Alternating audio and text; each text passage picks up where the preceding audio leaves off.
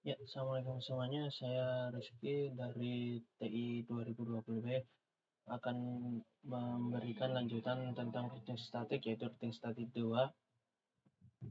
Yang pertama kita punya rangkaian seperti ini. Jadi kita punya 3 PC, 3 router, dan 2 server. Untuk konfigurasi PC 1, kita bisa lihat API konfigurasinya seperti ini. Lalu punya default gateway di 1.62 yang mengarah ke router 1 ini. Nah, untuk PC 2, kita punya default address seperti ini, lalu punya DNS server, default gateway. Kemudian untuk PC 3, API konfigurasinya 1.253 dengan default gateway 1.254. Lalu untuk router 1 bisa dilihat. Nah, ini untuk network address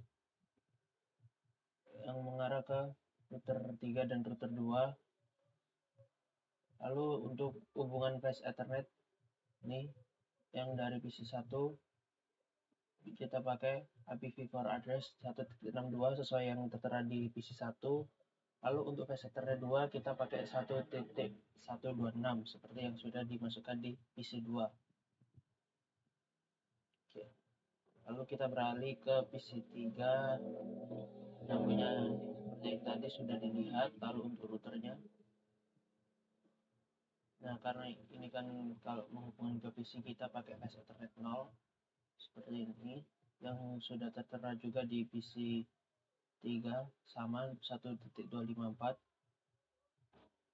Lalu untuk serial ini untuk menghubungkan dengan router 1, lalu untuk serial ini untuk menghubungkan ke router 3. Nah, untuk ini untuk trafficnya. Nah, untuk router 3 kita pakai konfigurasi dari serial 2 ini yang terhubung ke router 1, lalu serial 3 ini yang terhubung ke router 2. Lalu setelah itu flash Ethernet ini untuk menghubungkan ke server 1, dia punya IPv4 address 333.3. Lalu untuk flash Ethernet 1.0 ini untuk server 2, dia punya IPv4 address 443.3. Bisa kita di server 2. Nah, ini kan sudah kelihatan IP konfigurasinya sama dengan yang ada di router 3. Lalu untuk server 1 juga seperti itu IP konfigurasinya. Nah, kita punya beberapa case percobaan.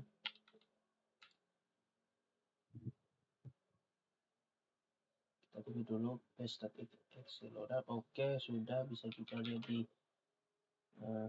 saya sudah. Nah, ini. Nah, kita akan melakukan analisa paket menggunakan metode simple PDU. Yang pertama, kita buka simulation dulu, lalu show all none, edit filter, kita pakai ICMP.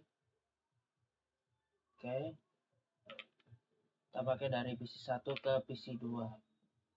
Ini delete PC 1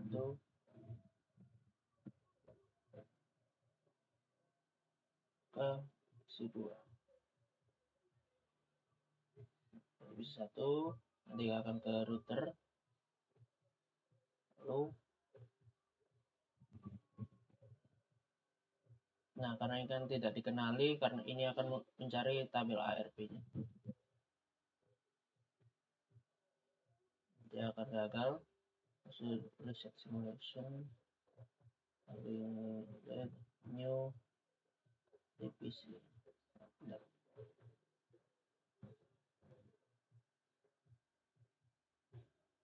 Kita bikin baru dari PC 1 ke PC 2. Oke, kita mulai. Nah, PC 1 masuk ke router, berikutnya langsung akan ke PC 2. Nah, hasil, lalu nanti balasannya akan dikirim dari PC 2 ke router 1. Berikutnya nanti akan dikembalikan ke PC1.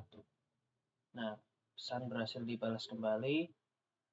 Lalu setelah itu kita akan buat case baru, new. Kalau bisa dari PC1 ke PC3. Oke, kita pakai PC1 ke PC3.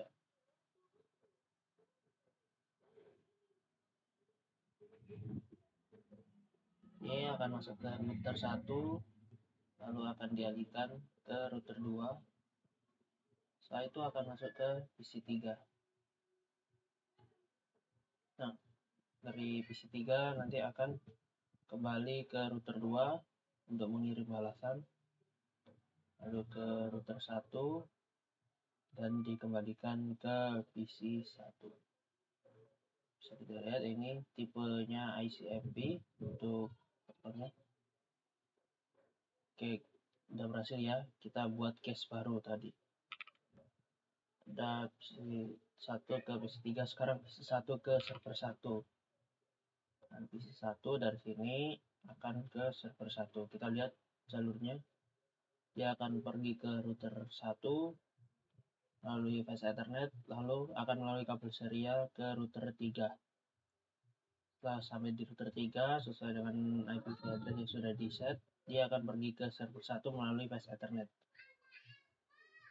Nah, setelah itu, setelah server 1 menerima pesan, maka server 1 akan mengirimkan balasan melalui router 3, lalu menuju ke router 1.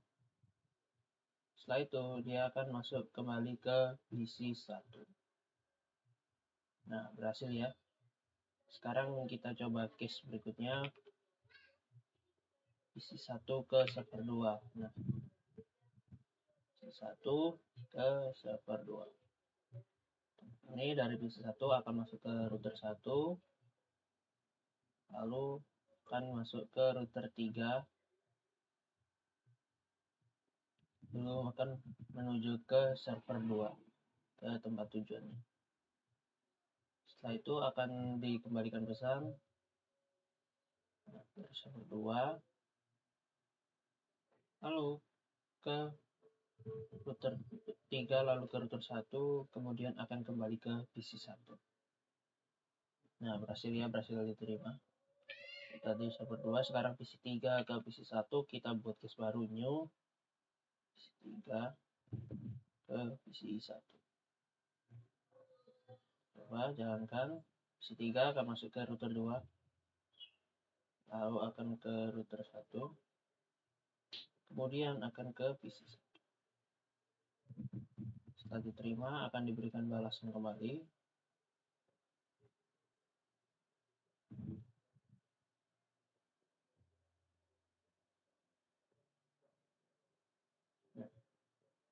Sudah berhasil. Itu tadi dari PC3 ke PC1, sekarang PC3 ke PC2. PC3 ke PC2. Jadi hampir sama seperti yang tadi, tapi sekarang dari router 2 ke router 1, lalu nanti akan menuju ke PC2. Nah, setelah itu akan diberikan kembali balasan.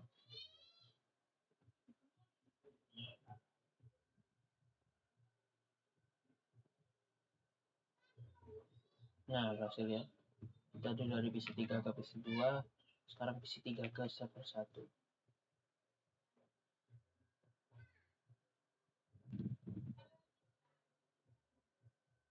Nah, baik.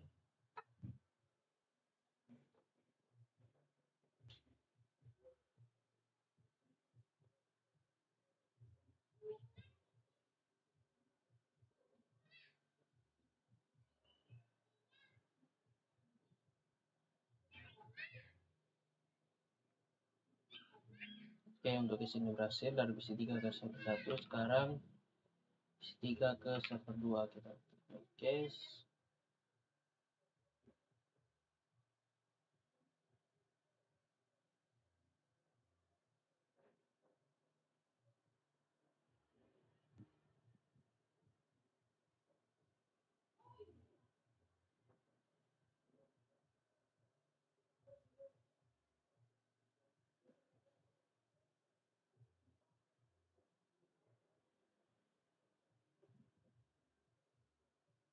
berhasil. Coba lagi dari server 1 ke server 2. Server 1 ke server 2. Nah, ini nanti akan langsung melalui router 3, lalu pergi ke server 2. Akan diberikan balasan.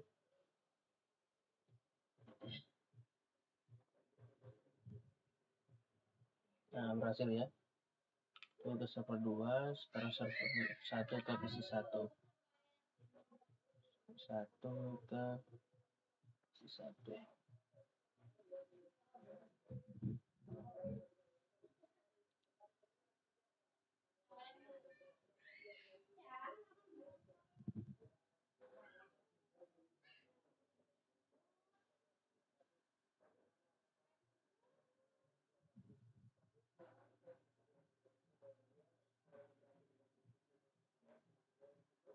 Berhasil. Sekarang server 1 ke PC 2.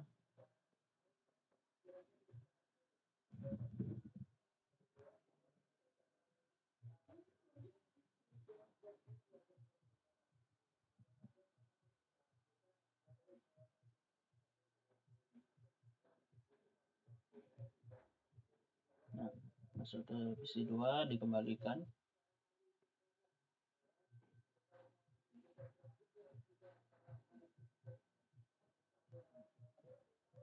Nah, berhasil ya. Sekarang server 1 ke PC 3.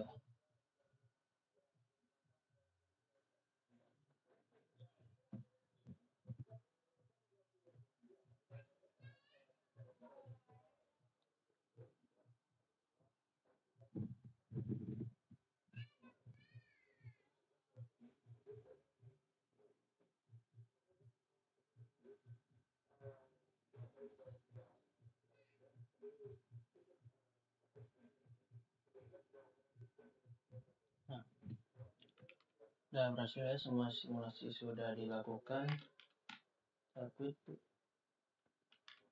Nah, oke, dengan ini kita bisa pastikan bahwa semua terkoneksi dengan baik. Ya. Tapi timbul pertanyaan, kenapa kok bisa tahu jalur terpendek itu? Karena protokolnya sekarang itu udah cukup pintar untuk mengetahui mana jalur terpendek untuk mencapai tujuan. Kan tadi juga sudah di set kalau mau dari router 1 bisa ke router sudah di set alamat dari router 1 ke router 2 dan dari router 1 ke router 3. Dia akan mengkalkulasikan berapa banyak node yang harus dilalui untuk menuju ke server 2 misalnya dari PC 1. Kan nggak mungkin toh dari PC 1 terus ke router 1 ke router 2 ke router 3 baru ke server 2. Enggak. Jadi apa? Ya, saat percobaan pengiriman paket dia akan mendata berapa banyak node yang harus dilalui. Jadi dia akan mengambil dari semua kalkulasi akan mengambil dengan node tersedikit. Nah, karena node tersedikit dari PC 1 ke server 2 adalah melalui router 1 dan langsung ke router 3 dan tidak perlu melalui router 2, maka router 3 akan diambil sebagai node paling dekat, sebagai jalan pintas paling dekat. Lalu akan diteruskan ke server 2. Begitu juga dengan yang lainnya. Oke, mungkin sekian ya dari saya untuk penjelasan kali ini. Terima kasih atas perhatiannya. Sampai jumpa di berikutnya.